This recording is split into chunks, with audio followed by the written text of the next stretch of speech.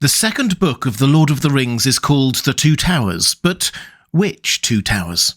It may not be what you are thinking. Hi everyone, this is Robert. Welcome to Deep Geek. On this channel we dive in nerdy detail into The Lord of the Rings, A Song of Ice and Fire, The Witcher and more. Welcome. If you have ever wondered exactly which two towers are the two towers in the title of the second part of The Lord of the Rings, you are not alone. And even if you haven't ever wondered and think it's all rather obvious, then let me assure you that there is not an obvious answer. Even Tolkien himself was less than clear on this, as we'll get onto in a moment. But let's start with why the second part of The Lord of the Rings needed a name at all. Because when Tolkien wrote The Lord of the Rings and submitted it to his publisher, it was one single hefty tome split into 6 parts. These 6 parts were just numbered 1 to 6. You'll still find those divisions in your edition of The Lord of the Rings. The publishers Allen and Unwin loved the story and wanted to publish it, but had a very practical concern. This was a huge book, and the price of paper in post-war Britain was very high. Such a big book would need a lot of paper, and that would cost a lot, and they would probably have to make it very expensive to buy, so some people might be put off. No, the clear solution was to break it down into 3 volumes and publish them separately a few months or years apart. Build up the hype in a very 1950s Britain way. Tolkien wasn't convinced, so there followed a lot of wrangling and discussions between him and his publisher.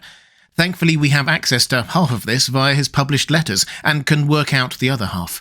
The context here is that The Hobbit had been a massive success, but the Second World War and Tolkien's legendarily slow productivity meant that a sequel had been a long time coming. And when Tolkien did finally reach the point of nearly having something ready for publication, it wasn't what the publishers had imagined. The fun children's story of The Hobbit was to be followed by a long, dense, and decidedly more grown-up epic. And Tolkien wanted it published alongside an even more dense legendarium for his world, what we now know as the Silmarillion. If you've read that, you'll know that for all its awesomeness, it's not exactly easy access, particularly for those who might be expecting another children's book. Tolkien's publishers seem to have been quite diplomatic about this, but they were clear. The Lord of the Rings was risk enough given its length and potential change in target audience compared to The Hobbit. They would not, at this stage, be publishing the Silmarillion as well, they told him. Tolkien flirted with another publisher to see whether they might be willing to publish both books, but he eventually accepted the publishing reality. He cut a deal with Allen and Unwin to include some extended appendices of history and lore attached to the end of the 3rd volume.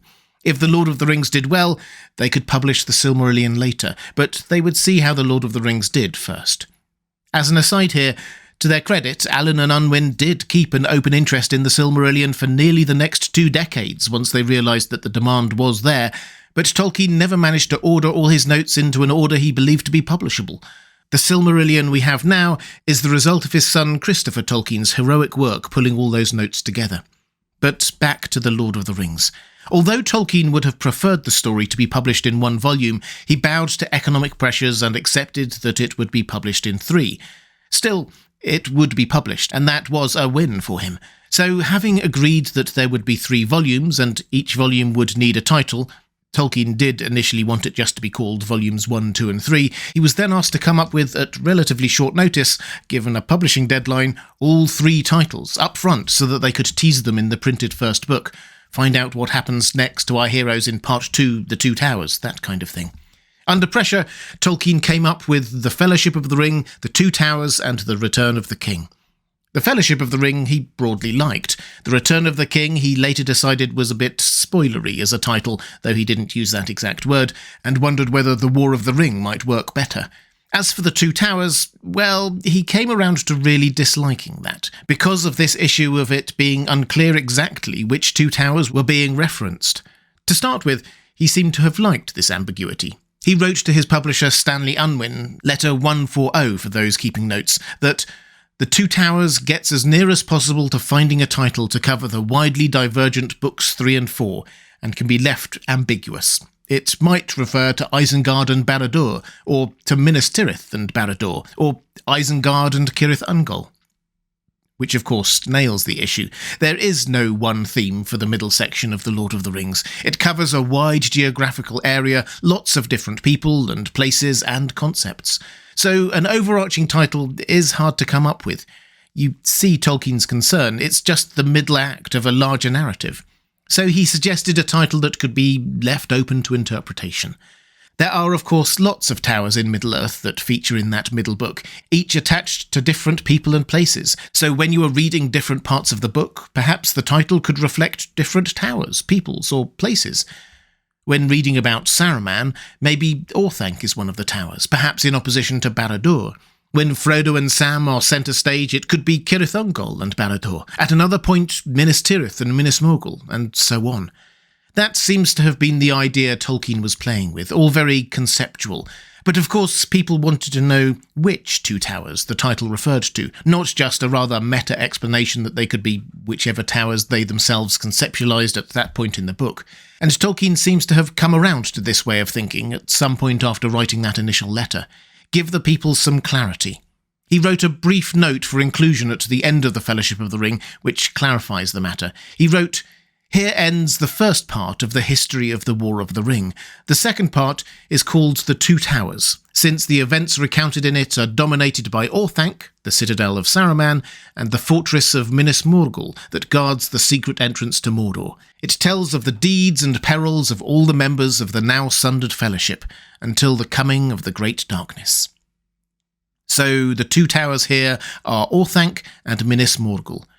Tolkien went on to draw a draft cover for the two towers which backs this up, showing two towers, the first black with three horns on the top and a white hand of Saruman symbol next to it, clearly Orthanc.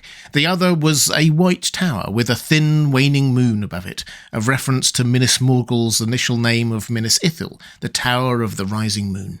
So the two towers are Orthanc and Minas Morgul. Perhaps not the exact two we might have thought, but case closed, it seems.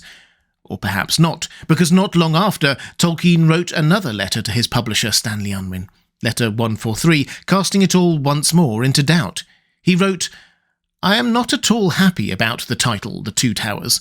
It must, if there is any real reference to it in Volume 2, refer to Orthanc and the Tower of Cirith Ungol, but since there is so much made of the basic opposition of the Dark Tower and Minas Tirith, that seems very misleading."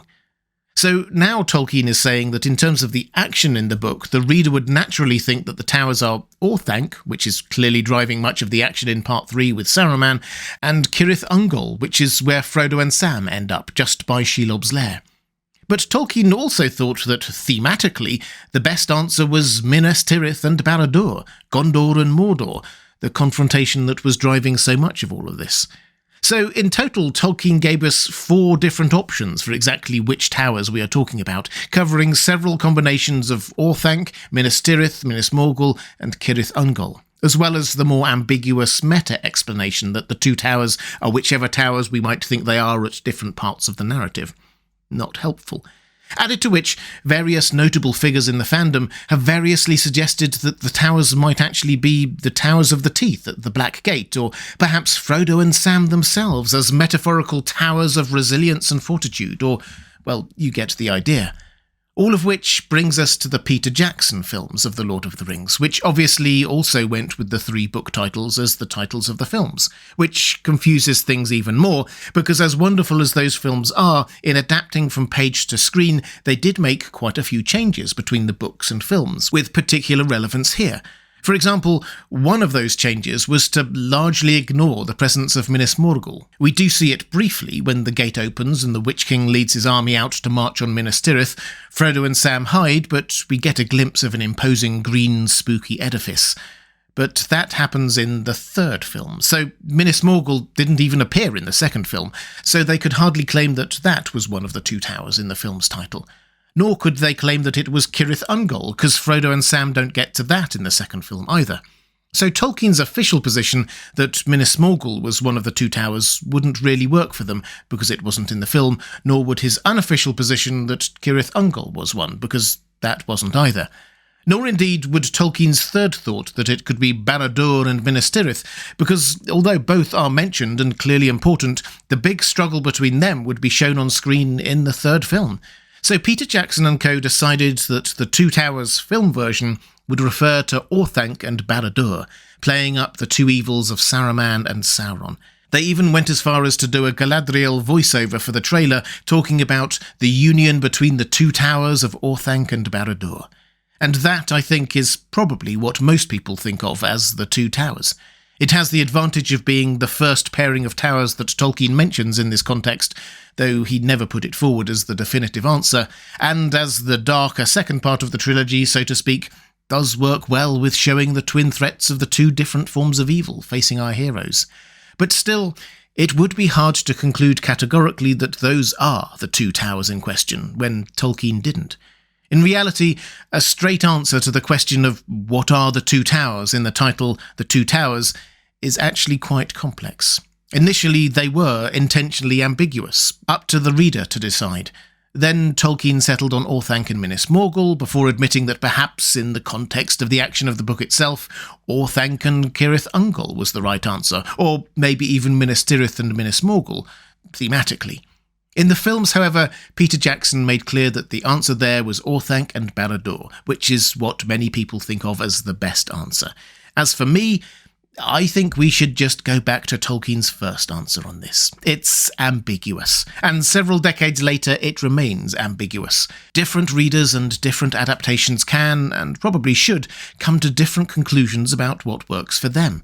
After all, that's what Tolkien himself did. He always valued applicability over allegory, and didn't even want the middle section of his story to have a title of its own, as it wasn't a story on its own. He didn't want it published separate to the other volumes, so it doesn't surprise me that he struggled to come up with a title. But it was published on its own. So what do you think? What have you always thought of as the Two Towers? Let me know in the comments below. If you'd like to see more Lord of the Rings videos, please click on the link to my playlist on the left of your screen. Or if you'd like to support this channel, thank you. There's a link to my Patreon page on the right of your screen. That's all for this time. Thanks for watching. I'll see you again soon.